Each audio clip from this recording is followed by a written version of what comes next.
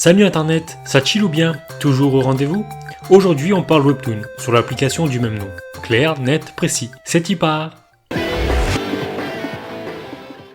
Et on commence avec Ghost Teller. Le webtoon se termine au 92e chapitre. Il est divisé en deux saisons. Les personnages diffèrent donc en fonction de la saison, ainsi que les dessinateurs et les auteurs. Ghost Teller, c'est des fantômes racontant des histoires, tout simplement. La narration se déroule ainsi. Les fantômes parlent entre eux, puis un des leurs raconte une histoire. Un peu comme les alcooliques anonymes en vrai, mais avec des fantômes pour le coup. On plonge donc dans le récit, et une fois le récit terminé, les fantômes échangent sur l'histoire qui vient d'être racontée, et ainsi de suite. On comprend vite que derrière ces histoires se cache peut-être le récit de leur mort. Généralement, les morts ne sont ni simples, ni douces. En vrai, les histoires sont tristes. Entre meurtre, suicide, accident, c'est pas la joie, même si l'humour est présent avant et après leur récit. Alors, amateurs d'histoires courtes, ce webtoon est fait pour vous. Et on enchaîne avec Game of Doppelganger. C'est un webtoon écrit par King Senal avec au dessin MJ. 28 chapitres sont actuellement disponibles. Mais avant de commencer, qu'est-ce qu'un doppelganger?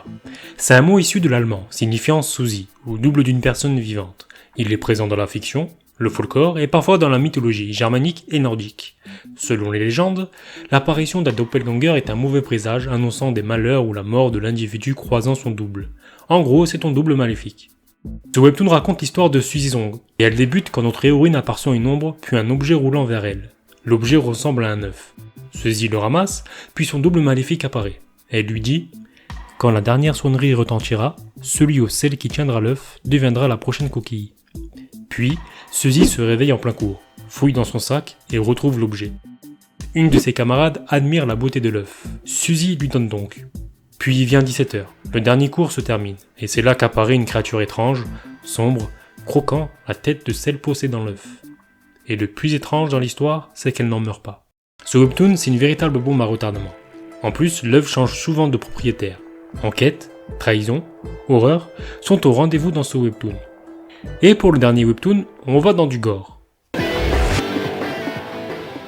Kistagram a actuellement 2 saisons à son actif pour un total de 75 chapitres.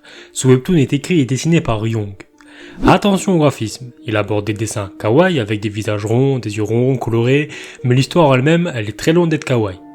On y voit même des têtes coupées, des corps démembrés, bref, je vais pas t'en faire un tableau, même si à ce niveau on se demande si c'est pas du Picasso avec toutes les victimes démembrées. Enfin bref, te voilà prévenu. La première saison raconte l'histoire de Remido, une influenceuse d'Instagram. Remido est une belle jeune femme, avec tous les sponsors et meilleures marques qui la sollicitent. Très active sur les réseaux sociaux, elle a forcément de nombreux likes, de commentaires et de stalkers. Certains sont juste amoureux d'elle, d'autres veulent juste la tuer par amour. En gros, Remido va vite se retrouver face à de nombreux tarés. De nombreux twists, retournements de situation apparaissent au fil de l'histoire. La deuxième saison, quant à elle, raconte l'histoire de Shang Sarang, qui est la déesse des réseaux. Belle, populaire, mais croqueuse de diamants. Très vite, sa vie vire au drame. Par rapport à la première saison, là on part dans un délire du loup-garou. Tu sais, le jeu de cartes à tour de rôle avec un loup-garou qui doit tuer les villageois pour remporter la partie. Ici, c'est la même, sauf que le loup-garou est nommé le fantôme. Sarang et les autres doivent éliminer le fantôme avant que ces derniers le tuent. Sauf qu'à chaque tour, en plus du fantôme, un vote est mis en place. La personne avec le plus grand nombre de votes meurt d'une manière horrible. Par exemple, corps coupé en deux, intestin arraché... Enfin bref. La deuxième saison tourne autour de ce jeu, avec une pointe de fantastique. Si tu apprécies les thrillers gore avec de l'action, comme des courses-poursuites, des personnages tentant de survivre par tous les moyens, ce webtoon est fait pour toi, mais je le répète, c'est plutôt gore. Et la vidéo se termine ici, en espérant qu'elle vous a plu.